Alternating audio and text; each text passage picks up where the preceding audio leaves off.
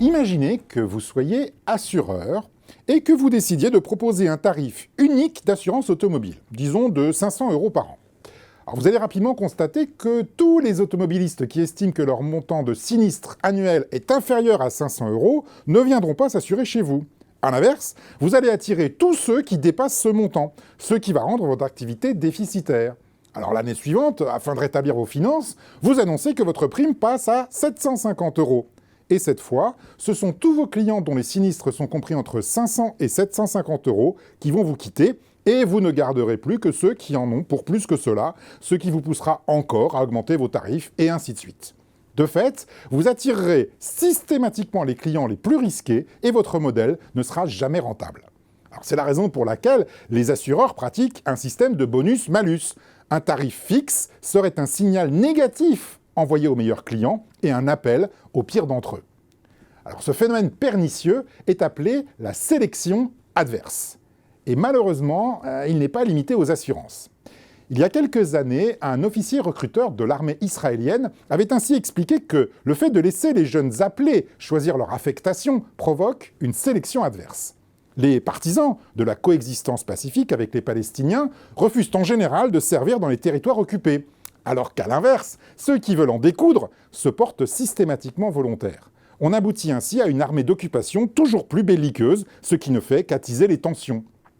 Dans une certaine mesure, la très forte dégradation de l'image des banquiers depuis la crise de 2008 débouche sur une dérive du même type. La plupart des jeunes diplômés hésitent désormais à se tourner vers les métiers de la finance. Et les seuls qui se décident à franchir le pas sont ceux dont les valeurs éthiques sont négociables. On risque ainsi de voir les banques se peupler d'individus de moins en moins regardants, ce qui ne peut que provoquer de nouvelles crises. La sélection adverse existe aussi en management. Un dirigeant qui prend la mauvaise habitude de ne pas écouter finit par être entouré de subordonnés qui n'ont rien à dire.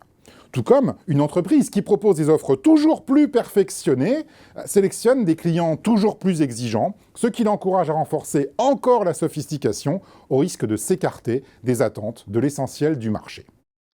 Heureusement, la sélection peut aussi se révéler positive. Le constructeur automobile Volvo, qui s'est donné pour objectif de ne plus avoir un seul mort à bord de ses voitures, a ainsi annoncé qu'il bridait désormais leur vitesse à 180 km/h. Alors vous pourriez vous dire que cette décision est doublement inutile. D'une part, il est illégal de dépasser les 130 km/h, et d'autre part, on peut tout à fait se tuer à 60 km/h. Or, cette annonce est en fait psychologiquement très intelligente. Elle écarte en effet de la marque tous les automobilistes attirés par la vitesse, ceux qui ont tendance à conduire de la manière la plus risquée. Volvo sélectionne ainsi les clients les plus prudents, ce qui ne peut que réduire la gravité des accidents à bord de ces voitures. Alors au total, veillez à repérer les situations de sélection adverse et gardez à l'esprit qu'en termes d'interaction sociale, c'est la réalité qui s'ajuste bien souvent à vos actes et non l'inverse.